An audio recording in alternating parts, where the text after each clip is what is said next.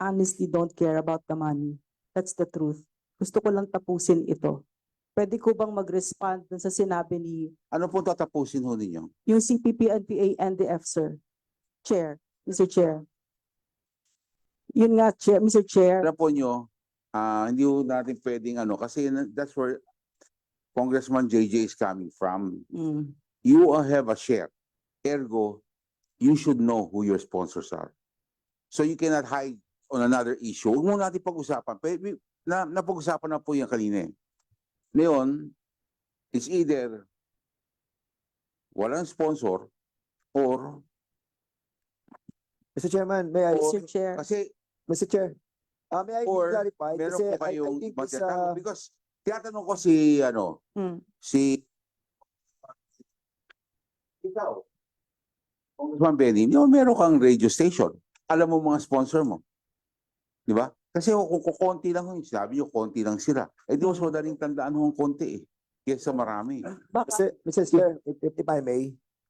Mr. Chair. Yes. Okay, so honestly, I didn't know that you were gonna ask. So hindi pumasok sa isip ko kaagad. But now thinking about it, listening to you, it's e-fuel and some food carts. I don't remember the names. And Galileo water, something like that. Okay. Okay. Yun, Mr. Chair. tatlong produkto. Meron pa po? Nalala nyo? Paiba-iba, minsan nga wala, minsan meron, minsan ganon. Hindi nyo po binabanggit sa show niyan? Thank you to the sponsor. Thank you to the sponsor. Di ba binabanggit yan? No, Mr. Chair, we don't. Wala kayong Kaya nga, pangitan na hindi ko nga ganyan. siya alam, Mr. Chair. Salamat, Mr. Chair. Mr. Chair. Chair, Kasi JJ has a floor first. Dito po, Pongdan. So, Attorney Tolentino, Yes, sabi Mr. niyo Chair. may income sharing kayo. Yes, Mr. Chair.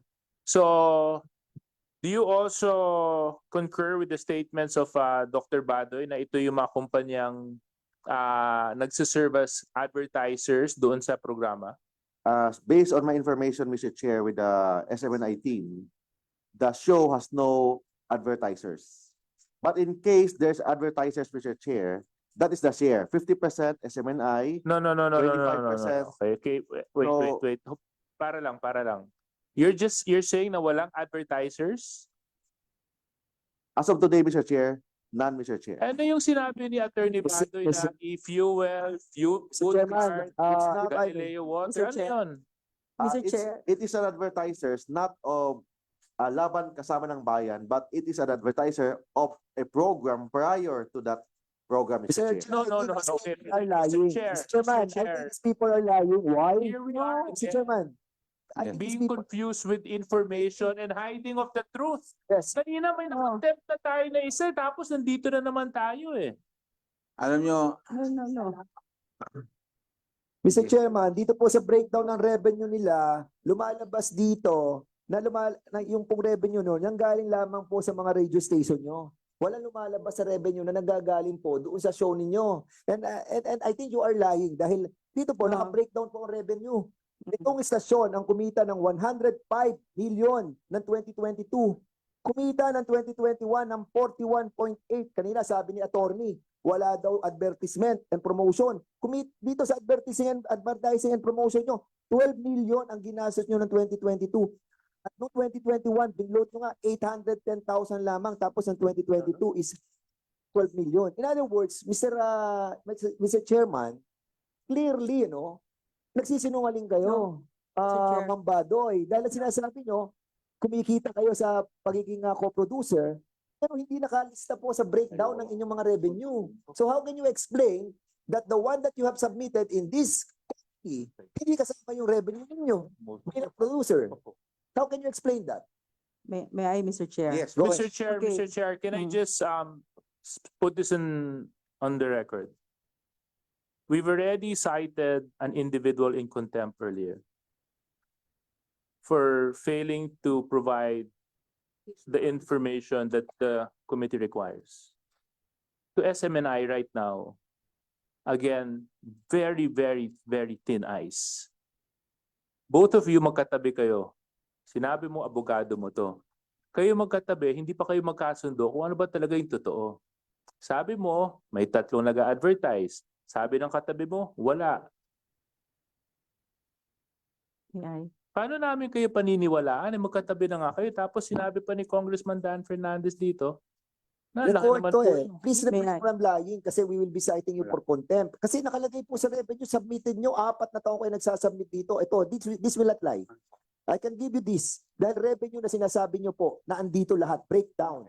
From income tax, from yung inyo pong mga losses, saka yung inyo pong tinatawag na mga expenses, and the revenues. So, wala po nakita na binabanggit nyo kanina na meron kayong kinita na dineklara nyo rin dito. In other words, you are lying.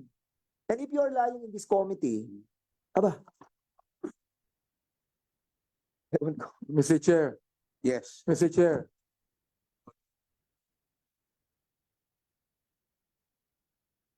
Any, Mr. I Chair, move- may I I respond? move to declare Madam Badoy in contempt. I second. there's a motion.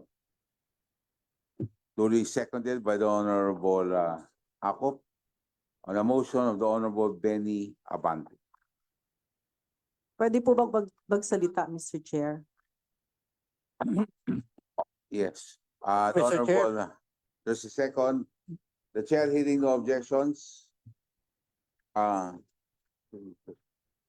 May we know from the Honorable Abante let us be specific on the specific ground that you are going to cite them in contempt. Section 11. Section. Section 11, H, you know, and, yeah, yeah, yeah. Oh. Section 11, contempt, refusal to answer an irrelevant inquiry.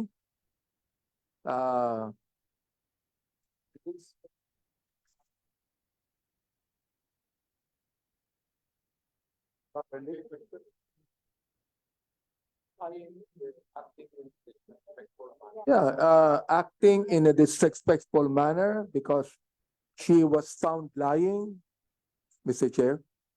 That would be my reason to make a motion to declare her in contempt. Mr. Chair, may I respond? Okay, And I will ask you to respond later okay, on. thank you, Mr. Chair. Because there's a pending motion on the floor, okay? Okay, There's a motion by the Honorable Benny Abante, seconded by the Honorable Akop. The chair in objection, the motion is approved. The second motion. Motion to 10. Motion to 10.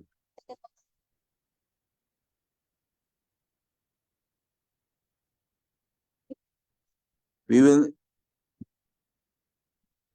Mr. Chairman. Yeah, I know. Mr. Chairman, I may respectfully move that we will detain Madam Badoy until the committee report of this investigation will be adopted in the plenary, Mr. Chairman. So move.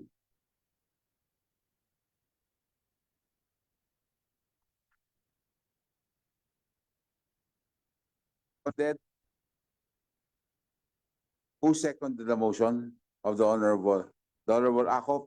The chair in objection, the motion to detain is hereby approved. Yes, please. Mr. Chair, like I told you earlier, this is the place where I grew up in. Dito ako naglaro when my father was in Congress. And I'm deeply saddened by what I've seen today. No, but I respect the committee because this is how I was brought up by my father, to be Thank you. honorable. And to have my fullest trust pa rin in the institution. Hindi natitinag yan, Thank you. Mr. Chair. Thank you. May tanong na po ko. Yes, Mr. Chair. He was part of which Congress? What's the name of your father? Anacleto Badoy, Jr. In what Congress was he part of? I don't know, Mr. Chair. That was in the 70s, late 70s and early 80s. Okay, thank you very much. Yes, Mr. Um, Chair. So, May I please? Just a follow-up lang. Ito naman, please, pakiusap lang, just for once. Can we at least hang on to the truth? You know, it's been so difficult throughout the whole afternoon to get it. You know, you have documents that are conflicting, statements that are incongruent. Attorney Mark Tolentino, can you please submit to the committee copies of your advertising contracts? Yes, Mr. Chair. Mr. Chair. All the programs, Mr. Chair, or only the laban kasamang bayan. Mr. Chair, hindi pa ako tapos. May I please speak, Mr. Okay. Chair? And The Honorable and revenue sharing with your co-producers. May I know, Mr. Chair, if it's only limited to laban kasamang bayan or all the Hindi. programs, Mr. Chair? All of it, submit nyo na lahat. Okay, Mr. Chair. Thank So, you. Mr. Chair, I'd like to add also that the lawyer would submit to us the process on how you discipline the anchors and the hosts that you have. Yes, Mr. Chair.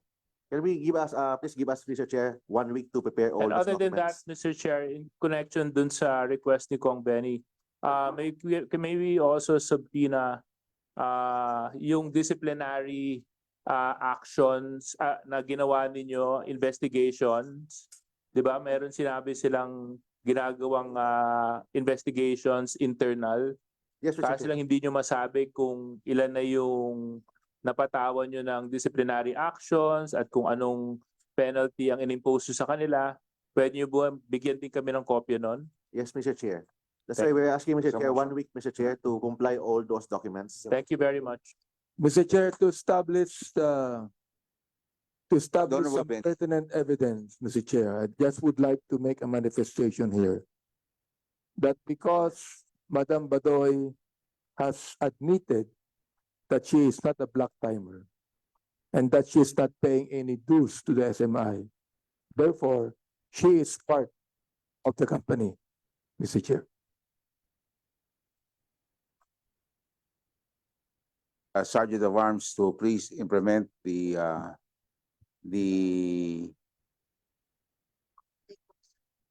to take custody of Miss Badoy as directed by this committee. Thank you. May I finish my statement, Mr. Chair? Yes, please. Meron pong Rumi na quote, yung poet na Rumi. Wherever you stand, be the soul of that place. I'm really sad that this has happened to our Congress. I didn't see this when my father was growing up. This was the place where we could stand on our shared ground of love for country, and what I witnessed right now was a travesty. Thank And you I'm very very much. sad for my country. Mr. The Chair, Honorable Ako. I'm sorry for what happened to you, Madam Badoy. But you do not have a monopoly of love of country. I didn't see. I've spent my life fighting for this country. Oh, so you do not have to tell me that. Mas marami akong sinugal kaysa sa iyo.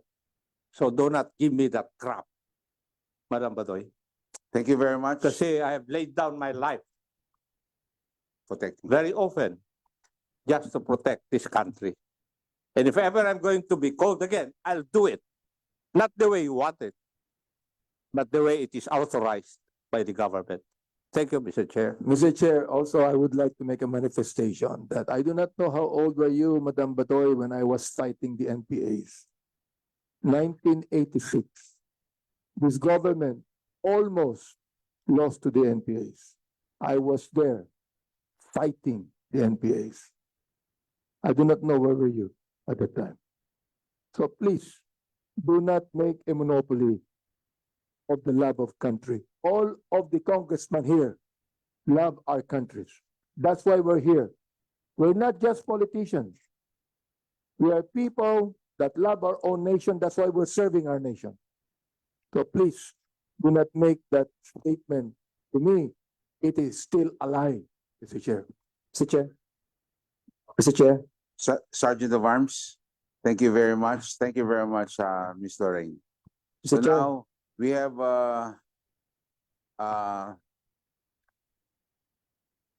you will have to put her in the same place where Ka Eric is, no? I mean, in the same area, in the premises of the House of Representatives. That's what I meant.